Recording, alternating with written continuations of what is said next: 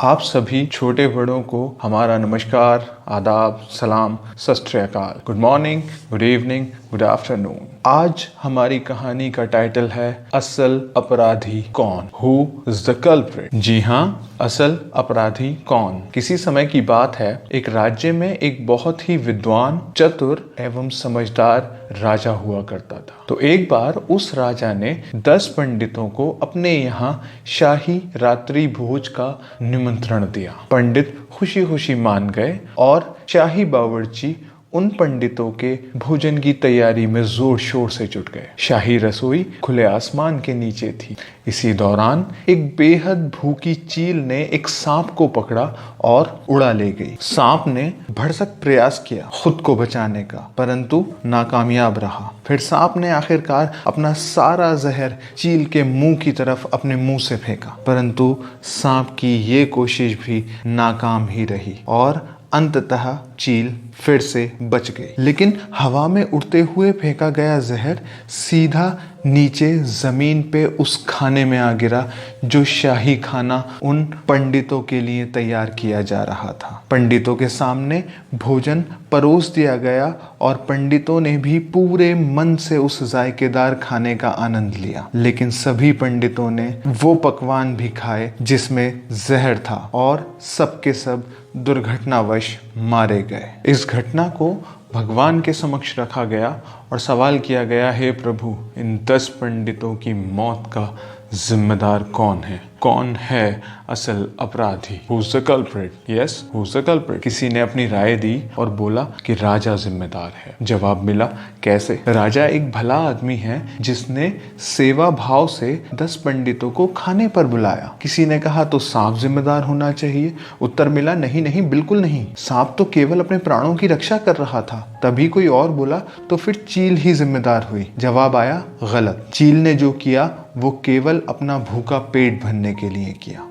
इसी बीच किसी और ने अपनी राय दी, तो फिर हो ना हो शाही बावर्ची ही इसके जिम्मेदार हैं। उत्तर आया, कैसे? वो लोग तो ये तक नहीं जानते थे कि खाने में जहर है, तो उनको जिम्मेदार नहीं माना जा सकता। अंत में किसी ने धीमी आवाज में कहा, तो फिर शायद पंडित ही खुद जिम्मेदार होंगे। जवाब मिला, क्या बकवास है, कोई खुद अपनी जान क्यों लेना चाहेगा भला? इस मामले को बिना किसी निर्णय के कुछ समय के लिए छोड़ दिया गया। लेकिन सवाल यूं ही रहा, असल अपराधी कौन था? Who was the culprit? समय पंख लगा के उड़ गया।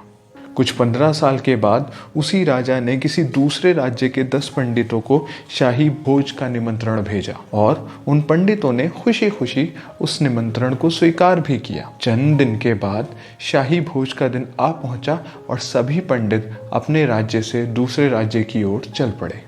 परंतु रास्ते में सही रास्ता खोजने में उन्हें थोड़ी कठिनाई हुई, तो उन्होंने किसी की मदद लेने का निश्चय किया। तभी उनकी नजर पास के खेत में काम करते हुए एक किसान पे पड़ी। वे रुक गए और उन्होंने किसान से सही रास्ता पूछा। किसान ने फौरन सही रास्ता बताया और पंडित उस रास्ते पे ज्यों ही चलने को हुए, तभी किसान ने तेज आवाज से उनको रोका। ऐसा लगा जैसे किसान कुछ पूछना चाहता है। तभी किसान ने उन पंडितों से पूछा कि आप राजमहल क्यों जाना चाहते हैं? एक पंडित ने प्रसन्नता पूर्वक उत्तर दिया, आज हम लोग राजा के शाही मेहमान हैं। किसान कुछ देर रुका और सोचकर बोला कि वैसे तो आप सभी सज्जन पुरुष हैं, विद्वान भी हैं और ये केवल आप ही का फैसला होना चाहिए, लेकिन ये राजा आप लोगों की ही तरह पंडितों को शाही भोज पे बुलाता है, निमंत्रण देता है और उनको जहरीला खाना खिलाकर उनकी हत्या कर देता है।